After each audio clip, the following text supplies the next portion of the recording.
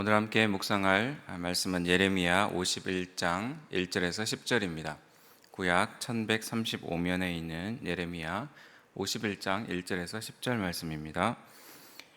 여호와께서 이와 같이 말씀하시되 보라 내가 멸망시키는 자의 심령을 부추겨 바벨론을 치고 또 나를 대적하는 자 중에 있는 자를 치되 내가 타국인을 바벨론에 보내어 키질하여 그의 땅을 비게 하리니 재난의 날에 그를 애워싸고 치리로다. 활을 당기는 자를 향하여 갑옷을 입고 일어선 자를 향하여 쏘는 자는 그의 활을 당길 것이라. 그의 장정들은 불쌍히 여기지 말며 그의 군대를 전멸시켜라. 무리가 갈대아 사람의 땅에서 죽임을 당하여 엎드러질 것이요 관통상을 당한 자가 거리에 있으리라.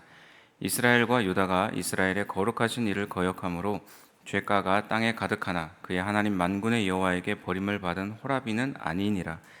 바벨론 가운데서 도망하여 나와서 각기 생명을 구원하고 그의 죄악으로 말미암아 끊어짐을 보지 말지어다. 이는 여호와의 보복의 때니 그에게 보복하시리라. 바벨론은 여호와의 손에 잡혀 있어 온 세계가 취하게 하는 금잔이라. 뭇 민족이 그 포도주를 마심으로 미쳤도다. 바벨론이 갑자기 넘어져 파멸되니 이로 말미암아 울라. 그 상처를 위하여 유향을 구하라. 혹 나으리로다. 우리가 바벨론을 치료하려 하여도 낫지 아니한즉 버리고 각기 고향으로 돌아가자. 그 화가 하늘에 미쳤고 궁창에 달하였음이로다. 여호와께서 우리 공의를 드러내셨으니 오라 시온에서 우리 하나님의 일을 선포하자.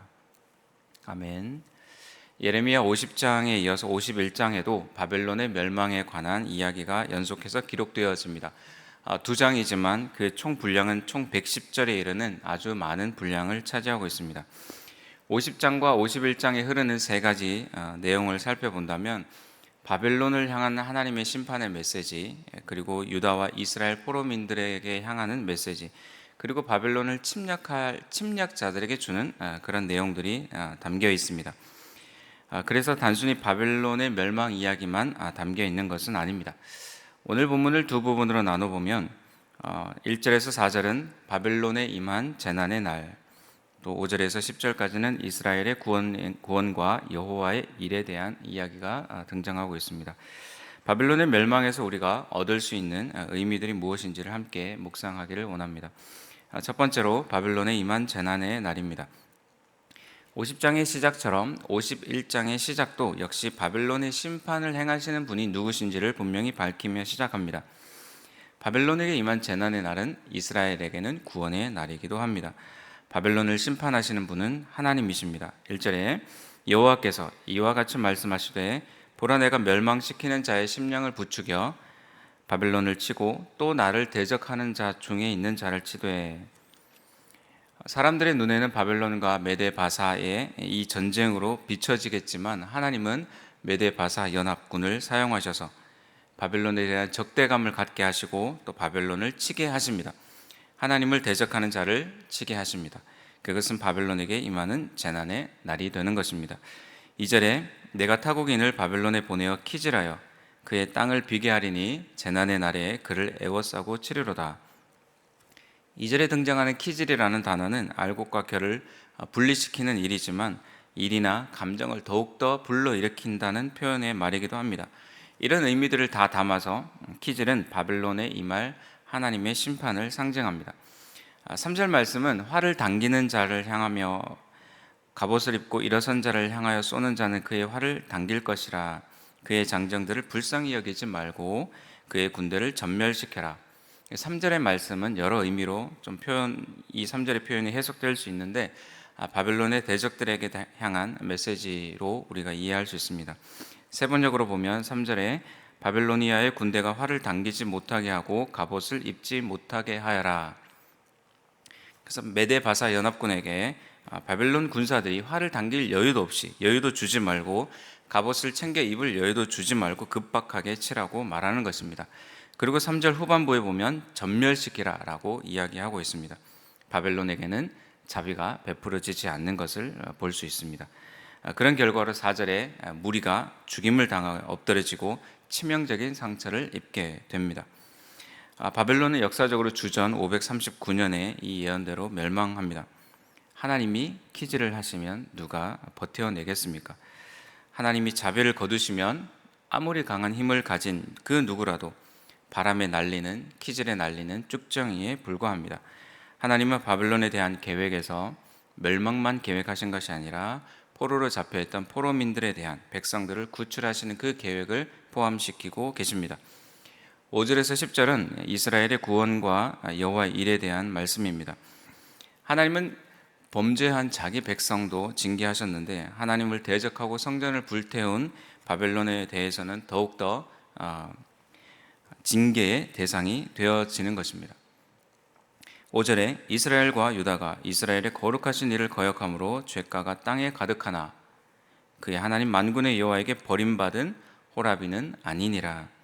하나님은 이스라엘 심판하시는 분이시고 온 세상을 심판하십니다. 죄가가 땅에 가득하다라는 것은 이스라엘의 범죄가 얼마나 심각한지를 보여주는 것인데, 그러나 여호와께 버림받은 호라비는 아니다라는 말씀이 오늘의 말씀에서 우리가 이해할 수 있는, 읽을 수 있는 내용입니다. 이스라엘이 끊어진 것은 아니다라는 것입니다. 여전히 희망이 있습니다. 그것은 하나님의 은혜이고 자비입니다. 징계하시지만 이스라엘을 불쌍히 여기십니다. 은혜 받을 자격이 없는 우리에게 주시는 은혜가 얼마나 큰지를 묵상해 보기를 원합니다. 6절 말씀에 바벨론 가운데서 도망하여 나와서 각기 생명을 구원하고 그의 죄악으로 말미암아 끊어짐을 보지 말지어다. 이는 여호와의 보복의 때니 그에게 보복하시리라. 이스라엘에게 하시는 말씀입니다. 바벨론에 머물러 있으면 멸망할 테니 도망쳐서 생명을 구하라 라는 것입니다. 롯이 소돔과 고모라를 두고 떠났듯이 하나님이 바벨론을 파괴시킬 때 바벨론을 떠나라 라는 말씀입니다. 그러나 혹여 미련을 가지고 있을 수 있는 사람이 있습니다. 이스라엘 사람들이 바벨론에 살면서 터를 잡고 또 거기에서 얻은 어떤 것들에 대한 미련을 가질 수 있는 것이죠. 그러나 지금은 그럴 때가 아니라, 뒤돌아볼 때가 아니라 고향으로 돌아갈 때라고 말씀합니다. 9절은 미련을 가지고 바벨론을 어떻게 한번 치료해 보려고 하더라도 불가능하다라는 것을 보여줍니다.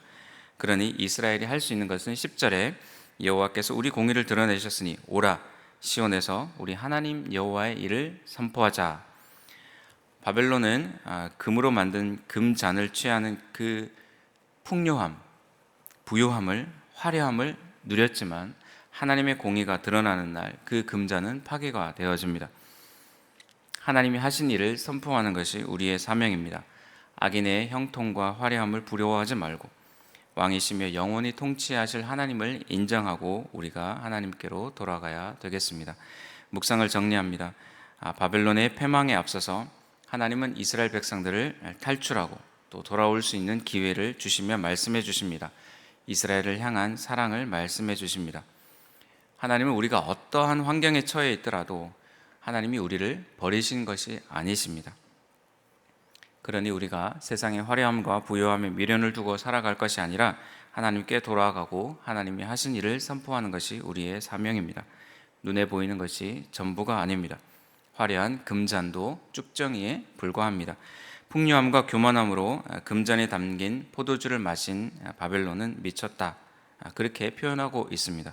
바벨론에서 이스라엘을 구속하신 것처럼 우리 또한 구원받은 감격을 노래하며 나아가야 하겠습니다. 기도하겠습니다.